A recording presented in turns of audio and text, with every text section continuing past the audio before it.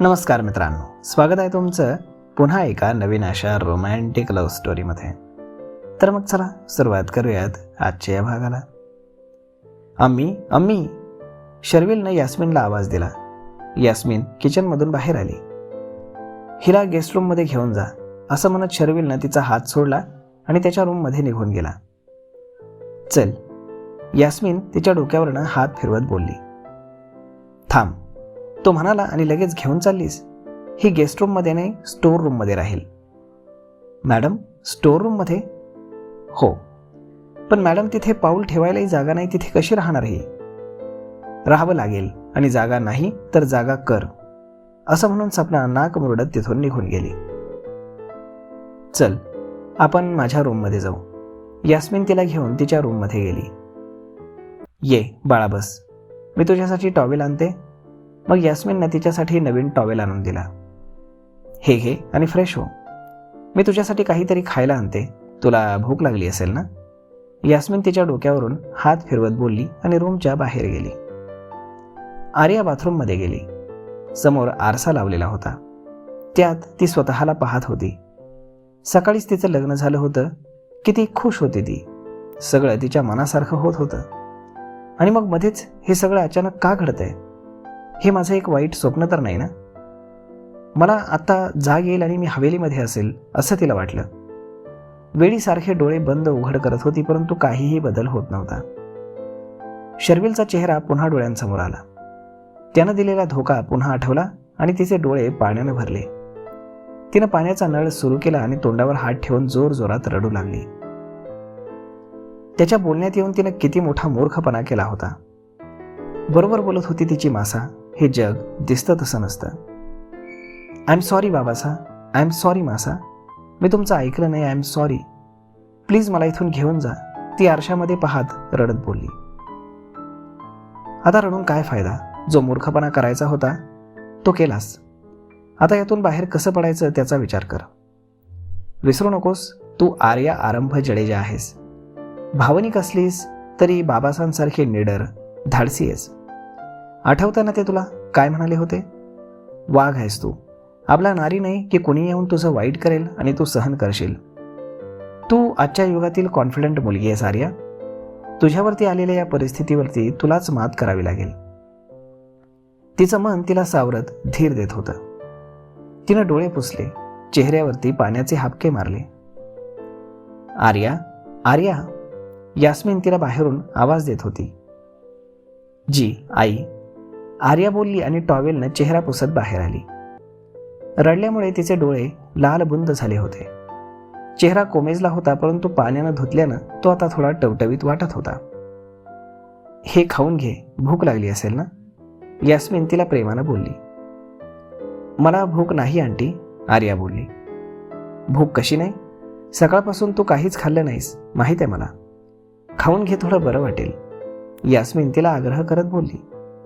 मग आर्यानं तिच्या समाधानासाठी थोडंसं खाल्लं. तू इथेच बस, मी डिनरची तयारी करते. आंटी, मला साधे कपडे मिळतील का?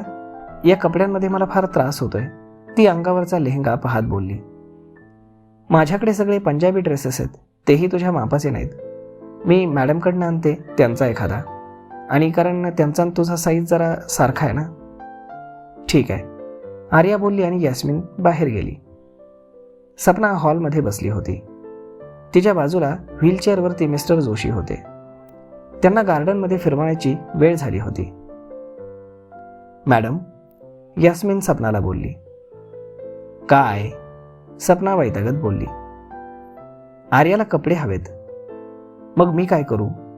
अजून एक दिवसही झाला नाही येऊन तर डिमांड सुरू झाली हिची. मॅडम, तिच्या अंगावरील कपडे खूप हेवी आहेत, त्यात ती कशी झोपणार? तिला काहीही मिळणार नाही म्हणून सांग तिला. तिच्या बापाने ठेवली नाही इथं, सपना बोलली आणि तितक्यात शर्विल तिथे आला. What happen? त्या महाराणीला नवीन कपडे हवेत म्हणे. आणि यास्मिन, तू या घरची नोकर आहेस, त्या मुलीची नाही, समजलं? जाऊन डिनर बनव, सपनाने तिला फटकारलं. जी. यास्मिन पुढे काही न बोलताच गुपचूप तिथून निघून गेली. मॉम, आम्ही या घरची नोकर नाही, मेंबर आहे, आणि पुन्हा तिला असं बोलू नकोस. नानू, कम. आपण बाहेर फिरू. शर्विल मिस्टर जोशींना घेऊन बाहेर लॉनमध्ये गेला. घरची मेंबर माय फूट. सपना बडबडत तिच्या रूममध्ये निघून गेली. यास्मिन मग पुन्हा रूममध्ये आली.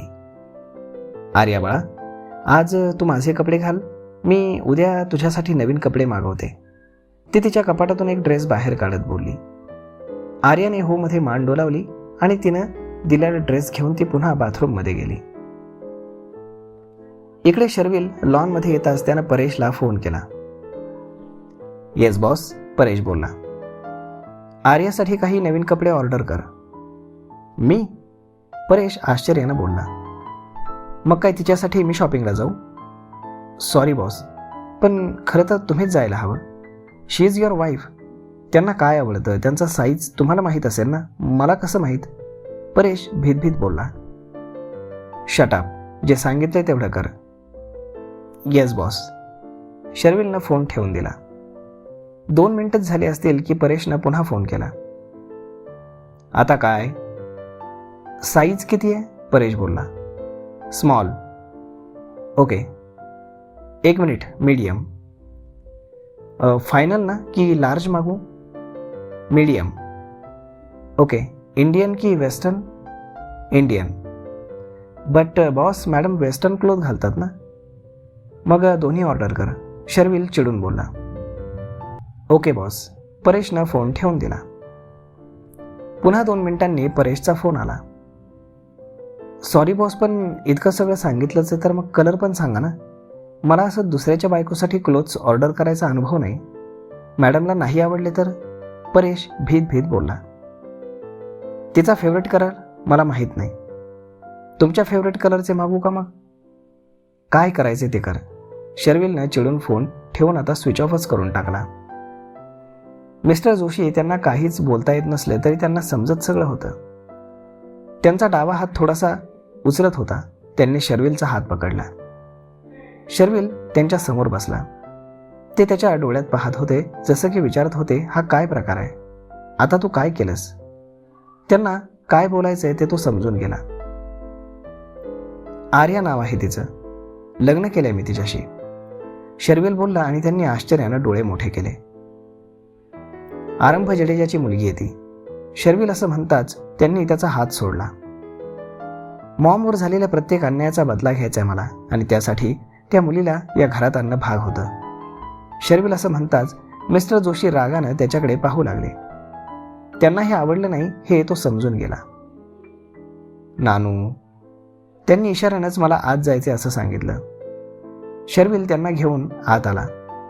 त्यांनी त्याच्याकडे पाहिलं आणि डोळे फिरवले, जसं की त्याला ते सांगत होते की कुठे आहे ती, बोलाव तिला. तर मग मित्रांनो, काय होईल आता ह्या घरात? अजून बरंच काही बाकी आहे. पाहूयात पुढच्या भागामध्ये. तोपर्यंत तुम्हाला आजचा हा भाग कसा वाटला हे तुम्ही आम्हाला कमेंट करून नक्कीच सांगा. आणि जर आवडला असेल तर आपल्या जवळच्या मित्रमंडळींसोबत देखील हा व्हिडिओ तुम्ही शेअर करायला विसरू नका. धन्यवाद.